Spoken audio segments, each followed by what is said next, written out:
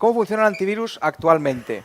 Parece una pregunta baladí, porque la mayoría de gente utiliza el antivirus en su casa, independientemente de la marca, pero en los últimos tiempos ha habido pues, cierta discusión sobre cómo funciona realmente el antivirus, si son eficaces, etcétera. Vamos a empezar por lo primero. Yo me presento, soy Josep Albós, director de investigación y concienciación de ESET España. Mi trabajo en la empresa se remonta a 2005, llevo 12 años, primero como responsable de soporte y luego como responsable de comunicación y ahora investigación.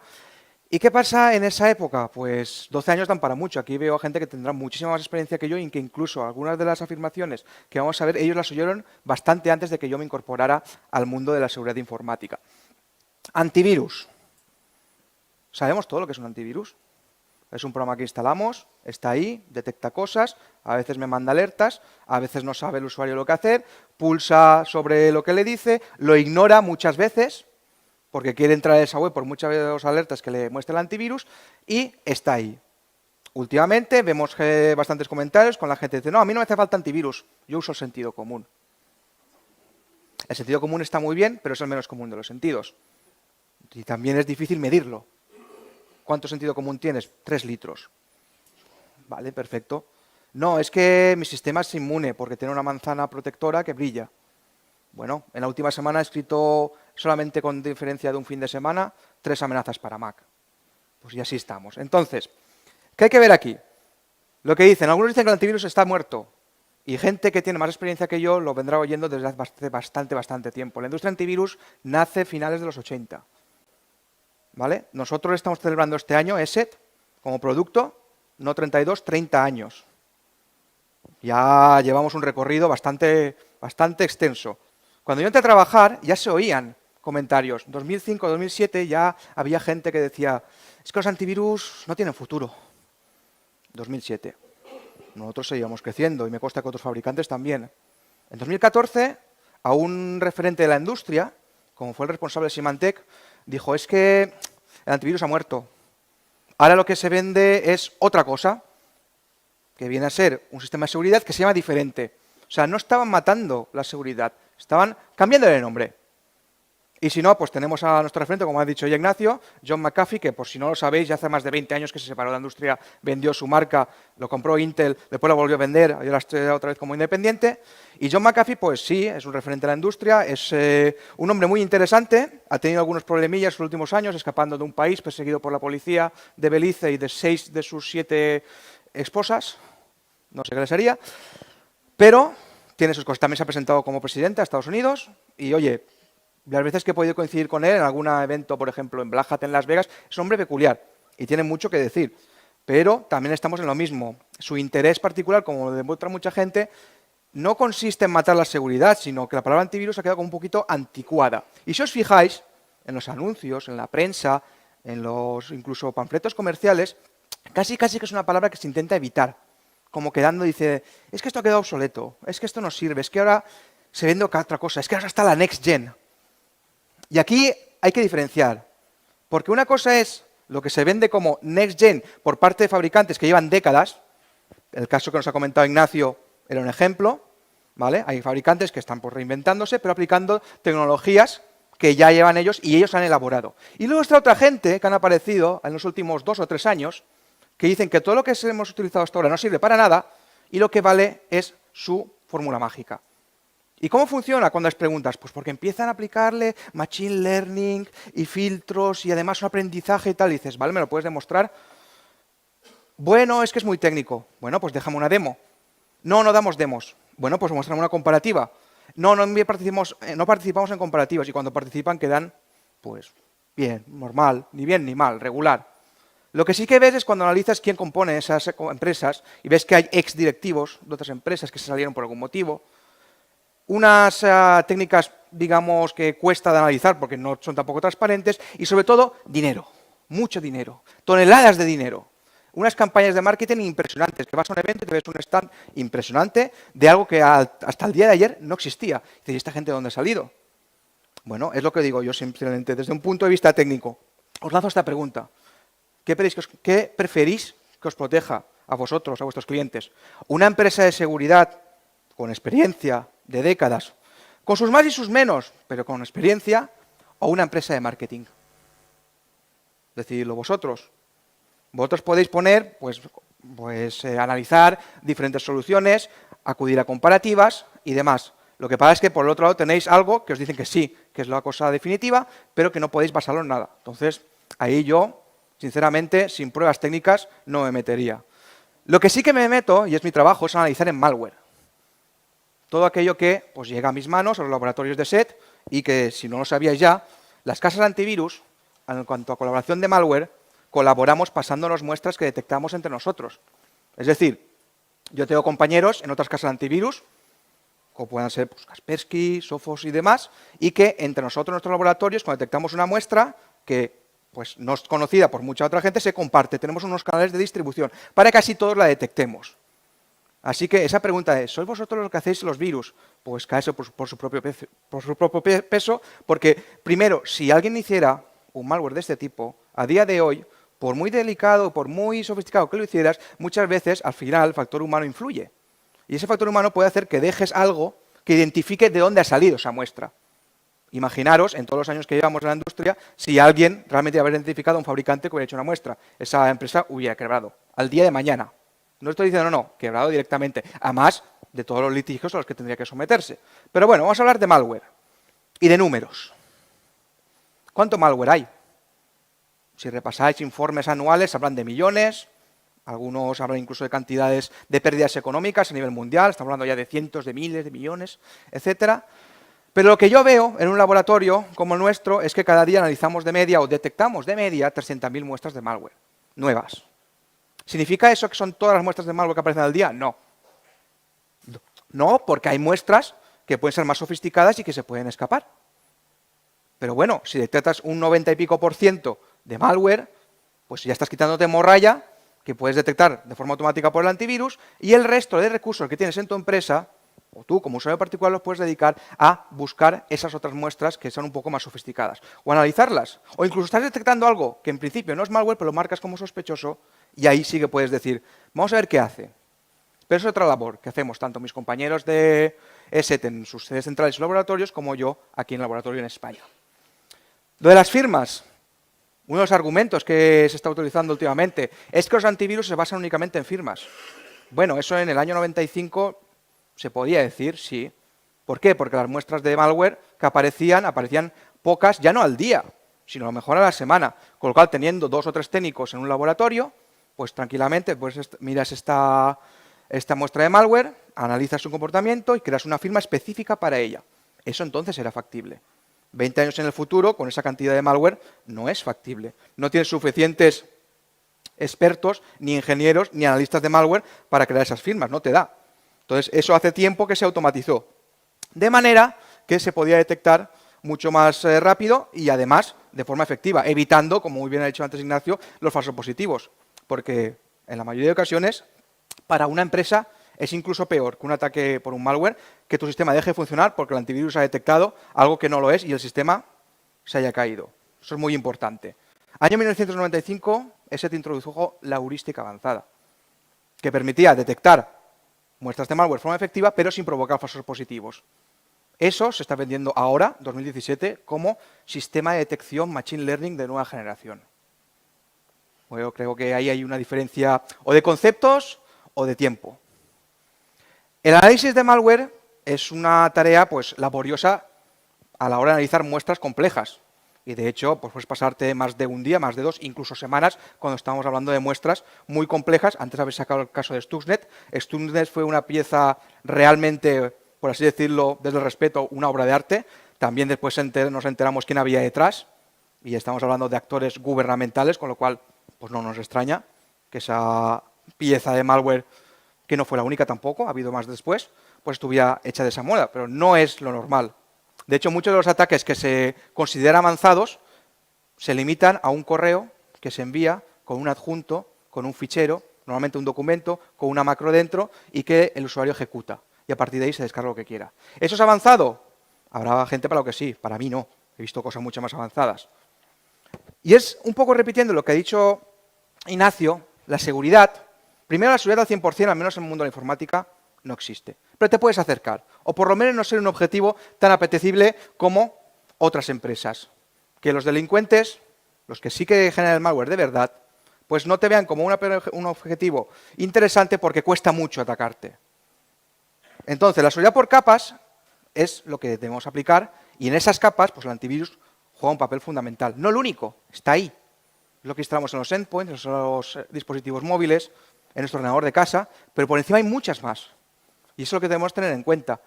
En el caso de SET, así con un gráfico sencillito para que lo expliquéis, y sobre todo si sois distribuidores y conocéis ya nuestros productos, y tenemos pues, una pequeña red interna, y para protegernos pues, todo tipo de amenazas, compartidas por medios extraíbles, y troyanos, virus, gusanos, etcétera, pues instalamos algo en un endpoint. Pongamos que tenemos una oficina con 4 o 5 puestos, no nos hace falta una consola de administración, instalas el antivirus, y a partir de ahí, pues perfecto, lo tienes. Y ya pues lo actualizas, lo gestionas, equipo por equipo, porque es manejable. Pero eso cuando tienes que escalarlo a una empresa de 400 puestos como la de Ignacio, pues la cosa pues tienes que hacerlo de forma que sea, sobre todo, escalable y administrable, porque si no, no te va a dar tiempo para ir puesto por equipo. Luego tenemos el tema de los servidores, como por ejemplo lo que hemos visto, tema de casos de servidores de correo. Para evitar esa recepción masiva de emails con spam, pues se tienen que filtrar. Ya no es email que te quieran vender Viagra, un reloj, unas vacaciones a las Bahamas. Es email que muchas veces lleva juntos maliciosos. Desconozco la cantidad de spam que recibiréis cada día, pero si trabajáis en el sector de la informática como yo, probablemente la cantidad se cuente por miles, como es mi caso. Así que vosotros puede ser incluso parecido. Servidores de ficheros, ¿quién los vigila? ¿Qué se almacena ahí? ¿Quién tiene acceso? ¿Puede alguien que tenga una infección en un equipo dentro de una organización afectar a un servidor de ficheros? Sí, hay ransomware que buscan las carpetas compartidas, incluso credenciales por defecto, para acceder a ese tipo de servidores y cifrártelo. No puedes acceder a ninguna, por ejemplo, hoja de cálculo con clientes o ficheros compartidos, con lo cual tienes a toda tu empresa paralizada porque alguien ha hecho clic sobre un archivo que no debía, no se ha detectado o directamente no había ninguna solución de seguridad instalada. Lo mismo para los servidores de backup, importantes y que algo que seguramente saldrá a colación en la mesa redonda. Hay productos para ello, hay productos para protegerlos, hay productos para evitar el spam. Estoy hablando de nuestra marca, pero vamos, toda empresa de seguridad que se precie tiene también sus soluciones. Tienes incluso productos para evitar pues, que los usuarios se conecten a según qué páginas web. Pues ya creas por tú mismo controlar el acceso limitado o porque sabes que esas páginas web tienen algún contenido malicioso o lo han tenido en el pasado. Con los dispositivos móviles igual, quieres evitar el robo de datos, la filtración de esos datos si se pierden o se roban.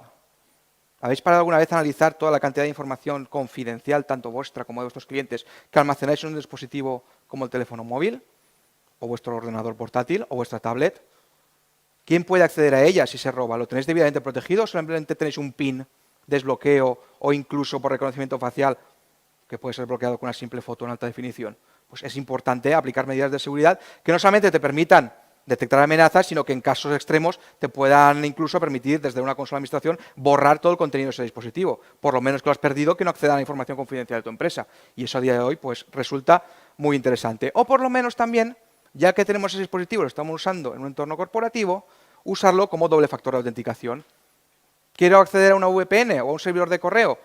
Pues que tenemos montado en mi empresa, pues en vez de utilizar solamente el usuario y la contraseña, utilizo un factor de autenticación que me proporciona, pues, en este caso, ese Secure Authentication o cualquier otra que tengáis, por ejemplo, de Google, tenéis el Google Authenticator, pero está ahí, con lo cual, si te roban la contraseña, ese doble factor evita que el atacante lo pueda acceder pues, de forma sencilla. Ya se tiene que buscar las castañas. Como veis, todo esto es una capa de seguridad que va incrementándose. Y aún así, por encima de esto, están las soluciones que ha comentado antes Ignacio. IDS, direcciones de intrusiones y prevención también. Firewalls perimetrales.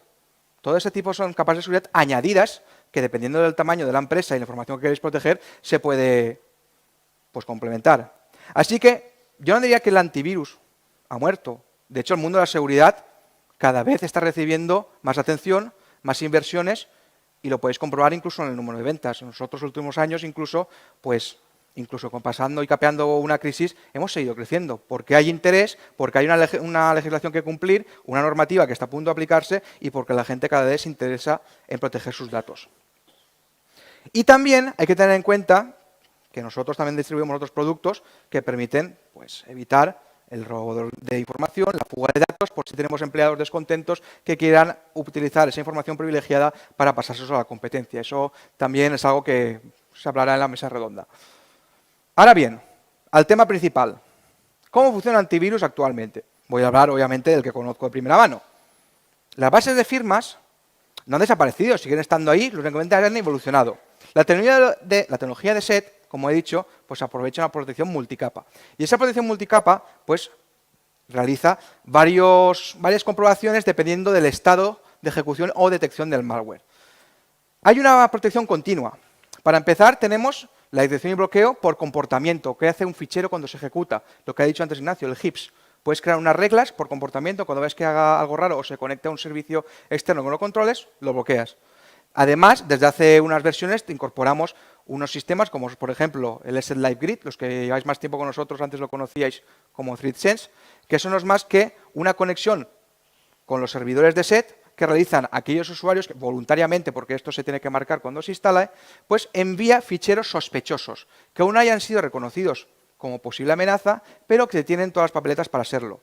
¿Por qué? Porque han sido detectados pocas veces. Un fichero de malware que se está propagando de forma novedosa, pues la mayoría de las veces no ha sido detectado como tal, porque está intentando acceder a sitios, digamos, sospechosos, por ejemplo, servicios de operadores de botnets o redes zombies que sabemos que están identificados y demás.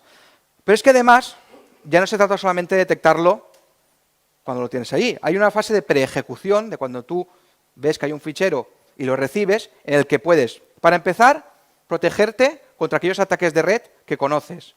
Muchos de los casos de ransomware que se está viendo a día de hoy, pues se realizan porque están utilizando fallos a la hora de gestionar un acceso remoto, ¿vale?, por protocolos existentes, y que los usuarios pues generan pues acceso con contraseñas muy débiles. Entonces, por fuerza bruta o directamente aprovechando vulnerabilidades, pueden acceder. Si tú conoces esas vulnerabilidades y las bloqueas, o por lo menos controlas que quien se intente aprovecharlas pues no intente hacer algo malicioso, pues ya puedes parar un vector de ataque. El tema de la reputación de un fichero que os comentaba. ¿Cómo de fiable es un fichero? Pues hombre, si es instalador de Microsoft Office, pues va a ser fiable. A salvo que le hagan una inyección a ese fichero, que ya es más difícil. Pero bueno, si ves que esa reputación de ese fichero es buena, directamente lo marcas como benigno y te centras en aquellos que estén apareciendo de forma constante y que o no tienen reputación o directamente están haciendo cosas sospechosas. También otra cosa importante que se aplicó ya hace tiempo es que la ejecución de un malware no tiene por qué hacerse en el sistema. O si ya se hace de forma controlada. ¿Cómo puedes identificar un malware que lo que hace es ofuscarse o intenta esconderse hasta cuando realmente está haciendo sus actividades maliciosas?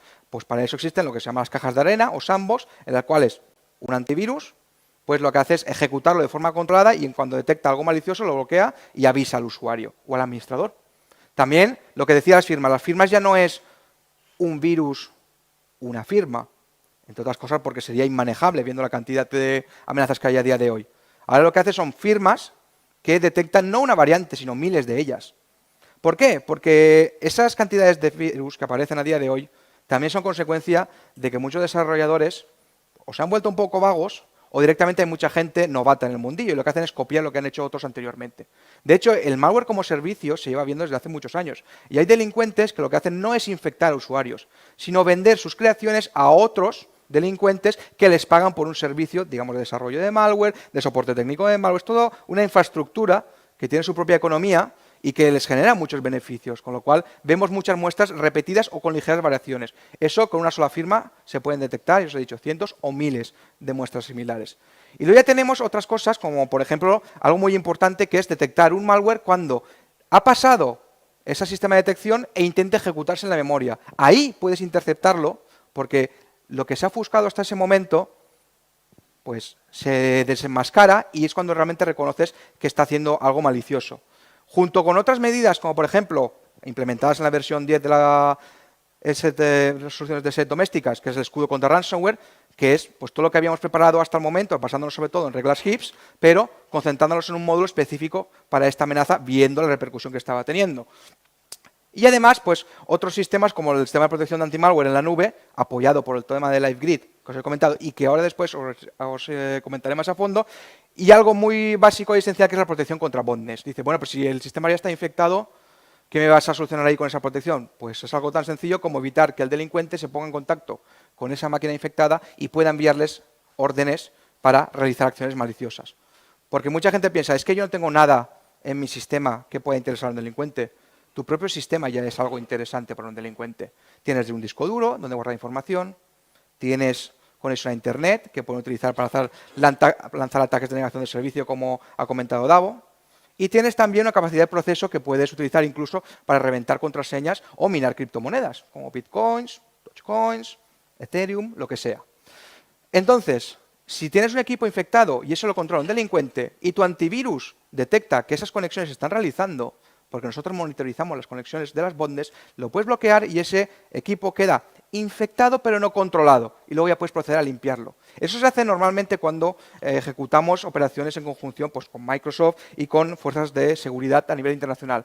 Cuando se descubre que hay una botnet, una red de ordenadores zombies muy grande, se pone en conocimiento de estas agencias, se les informa de cuáles son los servidores, se avisa a los usuarios de forma transparente, es decir, ellos pasan a estar controlados por un servidor que gestiona pues, el FBI, la CIA, Policía Nacional, y se les avisa de que su equipo está infectado y cómo limpiarlo. El delincuente deja de tener la opción de controlar esos equipos y se consigue pues, parar esa red de ordenadores zombies y redireccionarlo hasta un sitio, digamos, beneficioso, controlado por las autoridades. Entrando en detalle en alguna de estas características, pues lo que os he dicho, la heurística avanzada, año 1995, desarrollada por nuestro CEO actual, Richard Marco. ¿Qué permite la heurística avanzada? Pues permite detectar ese malware que aún no ha sido visto, con lo cual no está en las bases de firmas, permite detectarlo, permite bloquearlo y, sobre todo, evita la generación de falsos positivos, porque si no, estamos en lo mismo, tienes un sistema inservible. Tú puedes poner un antivirus y poner que lo detecte todo. Y sí, tendrás un 100% de detección de todo, pero todo eso incluye bueno y malo, con lo cual tendrás un sistema inutilizable. La heurística avanzada evita eso. También, con las firmas que os he dicho, el del DNA te permite que esas amenazas que van apareciendo, si son similares entre ellas, que muchas veces lo son, pues con una sola firma detectes toda una familia de miles de variantes. Te ahorras espacio en disco y las actualizaciones siguen siendo pequeñas. Ignacio, ¿cómo van las actualizaciones en vuestra... Perfecta. Y estamos hablando de paquetes de actualización que ocupan unos pocos K, no estamos hablando de megas.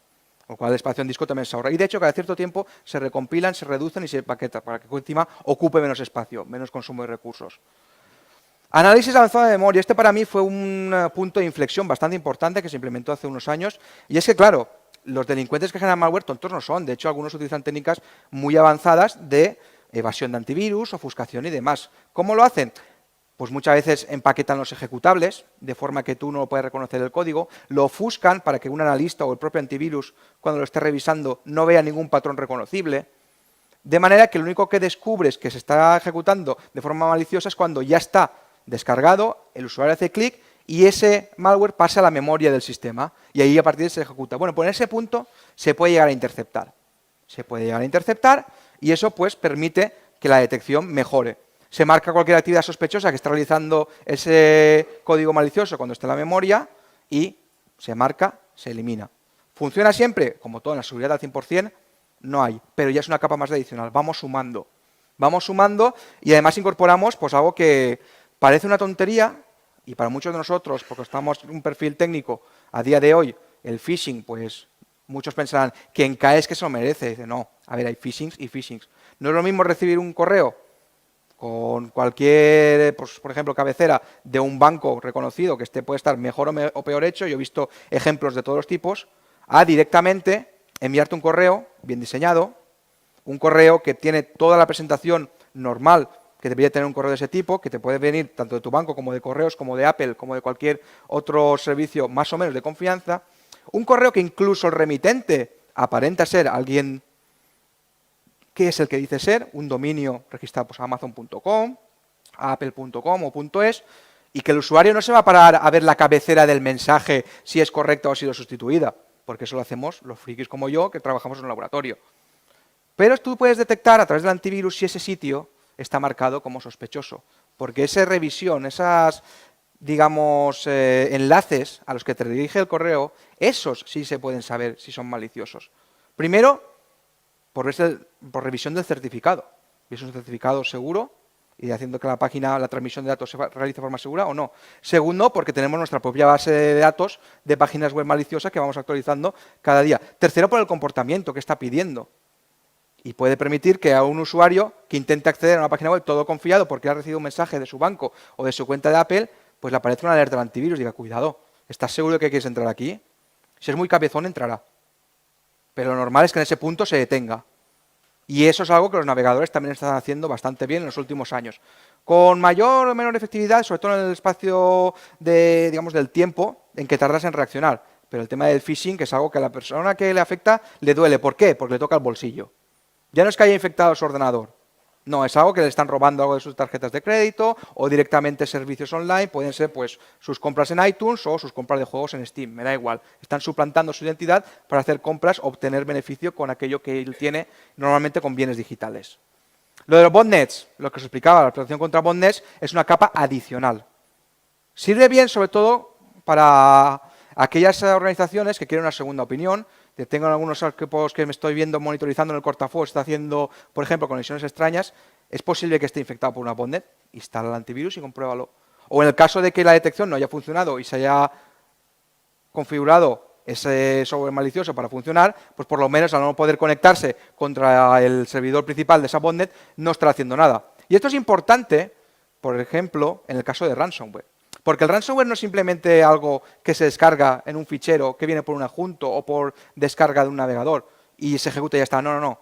Los ransomware, al menos los que están bien hechos, lo que hacen es comunicarse primero con un centro de mando y control que está gobernado por el delincuente, intercambian la clave privada de ese ordenador, que es la clave que le hará falta para recuperar los datos si paga el rescate y aún así no lo garantizan, y además esa comunicación permite que el delincuente tome el control de esa máquina y, por ejemplo, envíe más spam con más ransomware.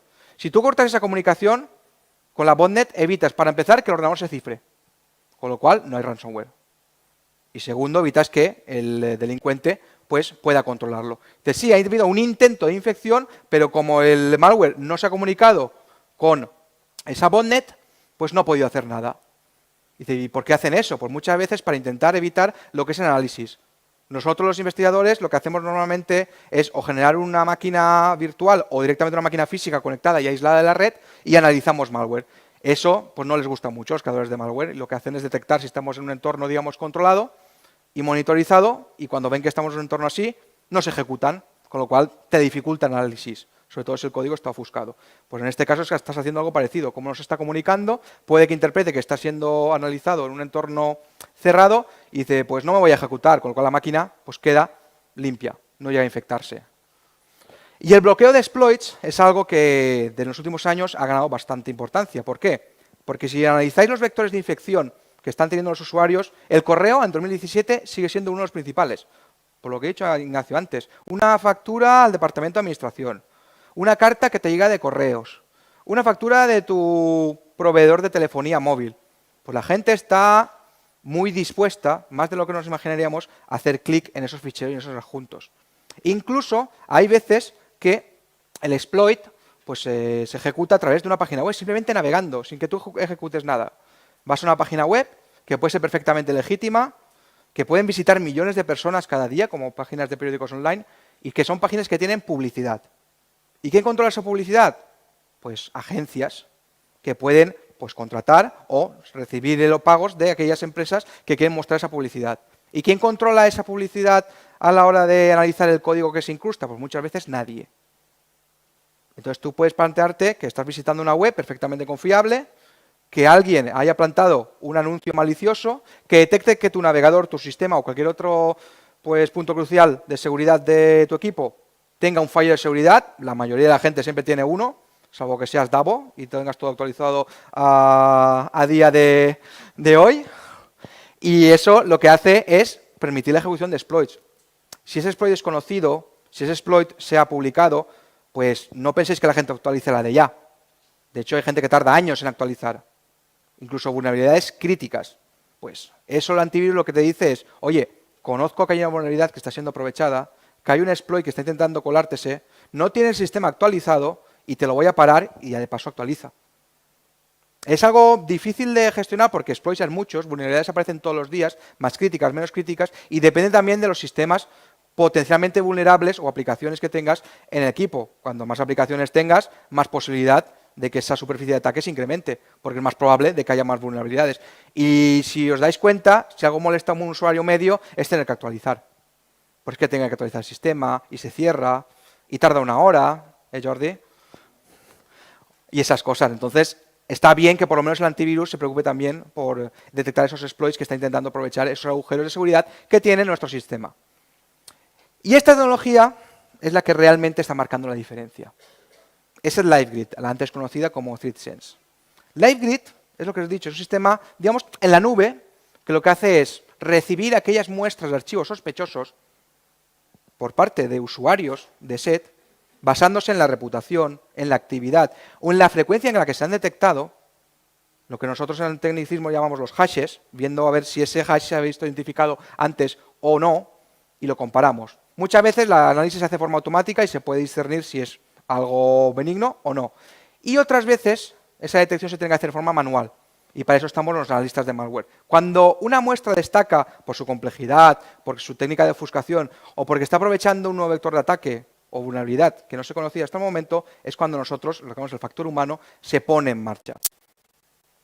¿El escudo contra vulnerabilidades? Pues previene precisamente eso, que vulnerabilidades conocidas pueden ser aprovechadas por el atacante. Vulnerabilidades en protocolos de red, por ejemplo, RDP, etcétera, que son conocidas y que aún a día de hoy son explotadas. ¿Cuántos de vuestros clientes o si sois usuarios finales estáis utilizando máquinas con Windows 2003 Server?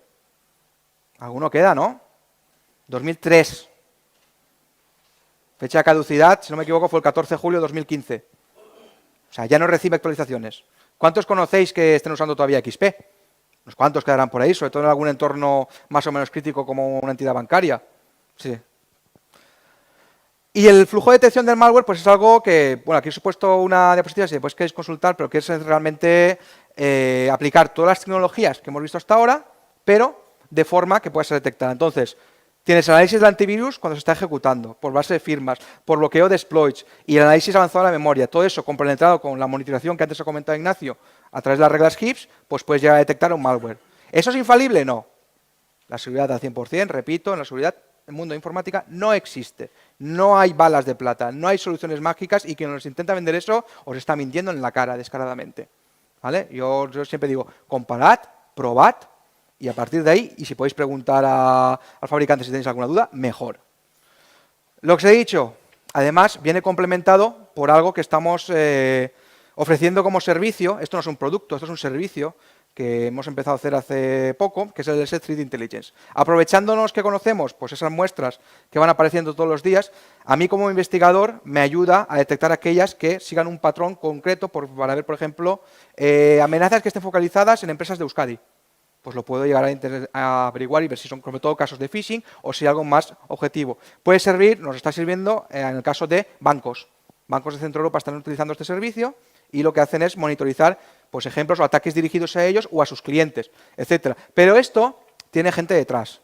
En el caso de SET, tenemos laboratorios repartidos por todo el mundo. No solamente está la central en Eslovaquia, tienes en Alemania, en Reino Unido, en República Checa, en Brasil, en Argentina, en Canadá, Estados Unidos, Singapur, Australia y en España también estoy yo, obviamente. Para que como somos Ontinet, no es SET directamente, pero también colaboro con ellos. De hecho, tenemos un grupo de trabajo que colaboramos y nos intercambiamos información, no solo con nosotros, sino también con fuerzas y cuerpos de seguridad del Estado.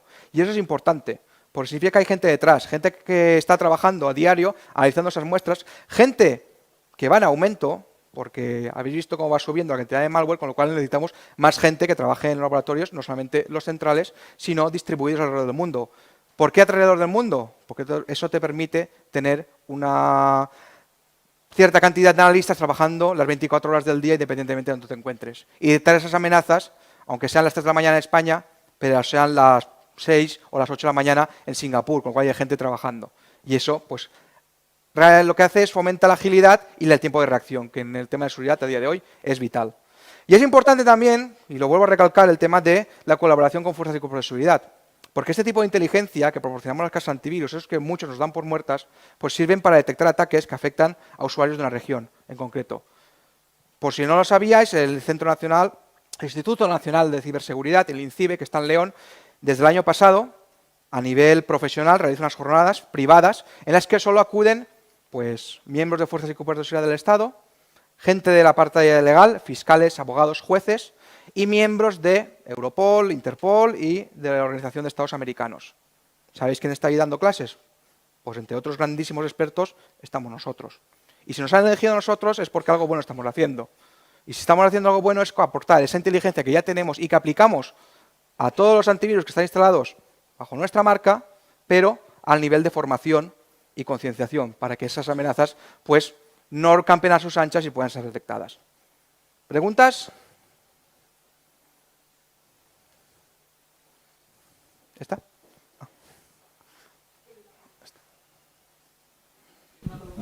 Sí. Es una muy buena pregunta y eso tienes que preguntar a marketing. Yo soy técnico. Me gustaría saberlo, pero es que esos datos no lo tengo.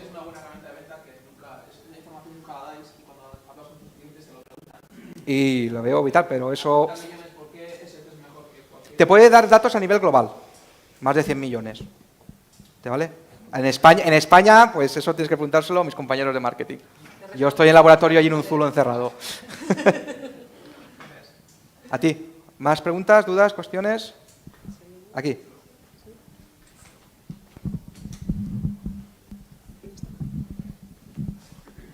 No, allí. Gracias. Tres preguntas muy rapiditas. La detección del ransomware la hacéis a nivel del momento en el que empieza a comunicar con el servidor. Quiero decir, es hay varios detección proactiva. Hay una detección proactiva y otra reactiva. La detección proactiva es la que, a base de lo que te he dicho, las firmas DNA se puede llegar a reconocer, pero normalmente se realiza de forma cuando intenta cargarse memoria o intenta comunicarse con el centro de mando y control. Ahí es cuando se puede detectar que está haciendo algo extraño. En la carga de memoria respecto a las acciones que realiza, ¿no? Que son sospechosas por o la comunicación a través del escudo que tiene protección de botnets. Ajá. O sea, no hace falta ni siquiera que llegue a ejecutarse en memoria, o si se ha ejecutado, puedes verlo o por las actividades que realiza, porque lo estás ejecutando tú antes en una sandbox, cuando ya se ha descomprimido, o porque cuando se ha ejecutado intenta comunicarse. Y lo primero que intenta hacer antes de cifrar es enviar la clave privada. Si esa comunicación se corta, no empieza a cifrar, con lo cual no se ejecuta y queda bloqueado. Ok, entendido. Y la segunda es con respecto a, claro, ahora hoy en día, pues bueno, al final el punto de partida de todas las infecciones o de todos los ciberataques, digamos, puede ser, igual no conozco el dato, pero el porcentaje mayoritario podría ser la ingeniería social, ¿no? Con respecto a eso, ¿existe alguna forma de actuar? O sea, quiero decir, detrás puede haber un phishing, detectamos el phishing, detrás puede haber un malware, detectamos el malware.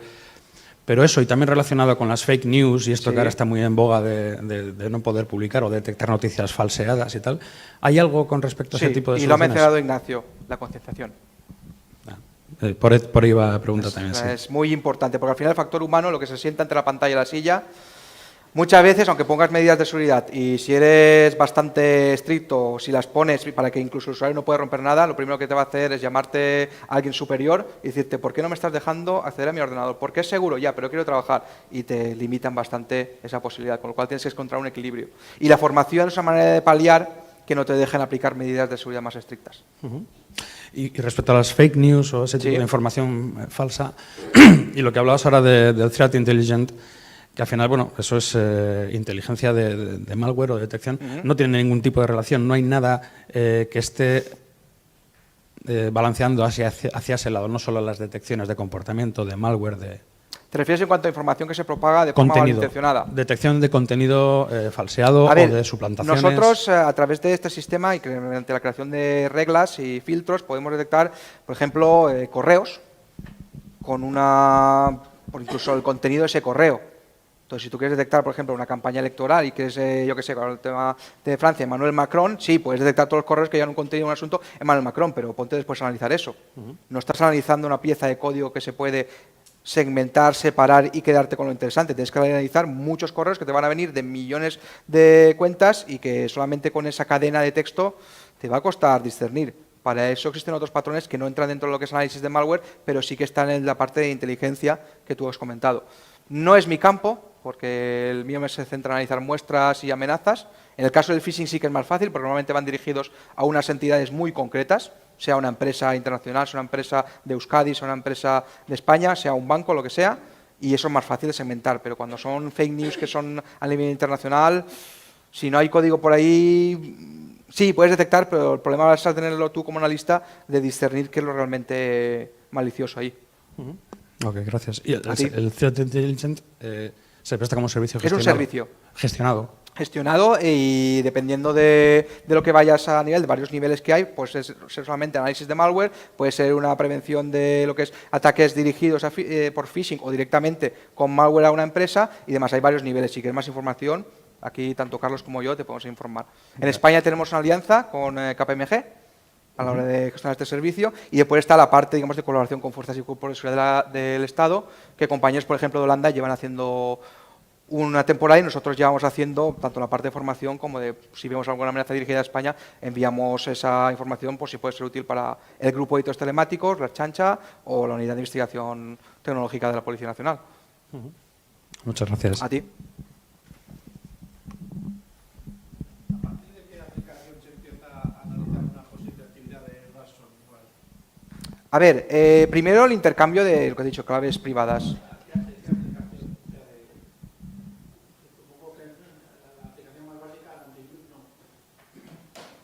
Espera, no te he entendido la pregunta. ¿A partir de qué? Sí.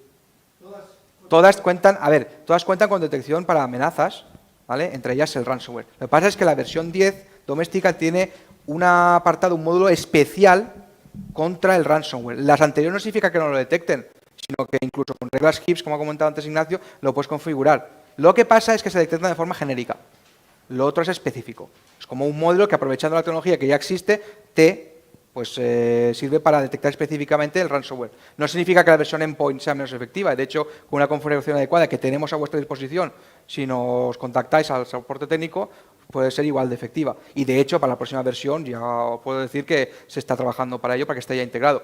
Pero obviamente no es la misma protección que te puede ofrecer una versión 4, que aún hay gente que la utiliza, y es de hace años, vamos por la 10, que una versión 10. O sea, el antivirus con cada versión lo que hace no solamente es un cambio estético, sino que están añadiéndose módulos, incluso complementos que pueden servir para mejorar la seguridad. Entonces, cuanto más versión, digamos, elevada tengáis, más fácil será de gestionar y detectar esas amenazas. No significa que versiones anteriores, por ejemplo la 9 o la 7 o la Endpoint 6, no puedan detectar, sino que en la 10, en la versión doméstica, o la 7 cuando salga para Endpoint, será más fácil de gestionar, por ejemplo, desde un panel de control. De hecho, vosotros tendréis reglas de HIPS aplicadas contra el ransomware y funcionan igual. ¿Más dudas? ¿Ya? ¿Qué hay que fijarse cuando adquieres un antivirus? ¿Por qué habría que elegir, no sé, ESET o cualquier otro, o Kaspersky o lo que sea? ¿Qué hay que fijarse para elegir un determinado antivirus? Bueno, Ignacio lo ha dicho antes muy bien en su caso. Yo te voy a decir en que primero lo pruebes todos. Que no te fíes solamente de lo que te dice una publicidad, una campaña. Como he dicho, hay gente que está gastando mucho dinero en decir que lo suyo es mejor y hace 2 años que están en el mercado. Entonces, pruébalo. Mira a ver cuáles son tus prioridades, si es que tenga un bajo consumo de recursos, que si las tasas de detección sean efectivas, aunque a día de hoy lo que son las marcas reconocidas, pues más o menos van a la par, que tengan aquellas funcionalidades que tú realmente estás utilizando y que destaquen por algo en específico, como para cargar el sistema, una buena gestión desde una consola de administración y otras cosas que muchas veces no se valoran, pero cuando tienes un problema, pues sirven, como es la asistencia, el soporte y que esté desde tu ubicación, en tu idioma, a ser posible y que sea efectivo. No que tengas que llamar a un call center que gestiona a alguien en la India y que te vaya pasando de forma automatizada. Esos son pluses añadidos. Yo, sinceramente, como punto de vista técnica, es que pruebes por muchas opciones y que tengas a no solamente en funcionamiento, sino también cuando tienes una incidencia. Y a partir de ahí, elijas. Luego ya está el precio, pero eso no es mi campo. Eso ya tienes que hablar con los comerciales. Y por mi parte... ¿Sí, Jordi? ¿Una pregunta?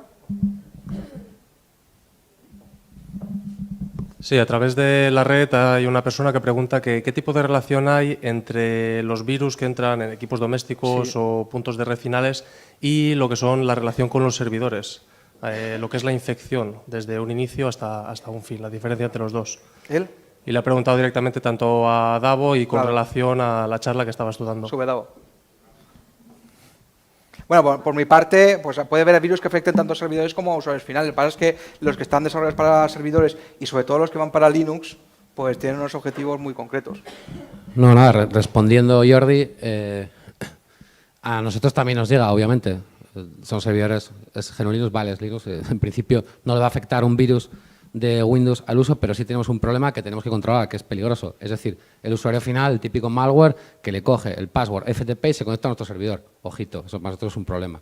Así que, por supuesto, también a la gente que se conecta a servidores o directamente le obligamos, entre comillas, a poner una máquina virtual con un sistema, ya digo, que no tenga nada que ver con nada que se pueda infectar a la mínima o que, por supuesto, tenga un antivirus para que detecte ese tipo de infecciones, porque, ya digo, el tema del FTP, ¿cómo controlas eso? No es fácil cuando la gente está dando servicios en un servidor con muchas webs. O sea que está todo muy relacionado. ¿Ya? ¿Cómo vamos de tiempo? Bueno, bien. Vale, otra pregunta. ¿Estáis trabajando algo respecto a Rust tipo Satan? Eso es un ransomware as a service y sí, es un ransomware. Nosotros no distinguimos entre lo que sean como servicio y un ransomware clásico. Al final lo que busca es cifrar la información de la víctima e intentar obtener un rescate por eso. Y esa solamente es una muestra de las muchísimas que están apareciendo cada día. Con lo cual yo no hago, digamos, distinción entre muestras de ransomware específicas, sino ransomware en general. Porque muchas veces el comportamiento es el mismo. Sí que es verdad, y eso es algo que si alguien quiere mirarlo, hay la opción de intentar, pues si alguien se ha visto afectado, acceder pues, a una página web que hemos montado entre varias empresas de seguridad e incluso con colaboración con fuerzas y cuerpos de seguridad de varios estados, que es nomoreransom.org. Hay herramientas de descifrado gratuitas desarrollados por varias empresas de seguridad y que permiten a aquellos ransomware que hemos conseguido descifrar, bien por fallos de programación o bien porque se ha descubierto la clave o porque la hemos obtenido, pues que aquellas personas no tengan que pagar ningún rescate. El que tú pues, me has comentado, Rosana, la pregunta es uno, es Satán, pero es que hay muchísimos más. Bueno, la pregunta nos ha venido a través de la red. Muy bien. Pues si no hay nada más, muchas gracias y me tenéis a vuestra disposición.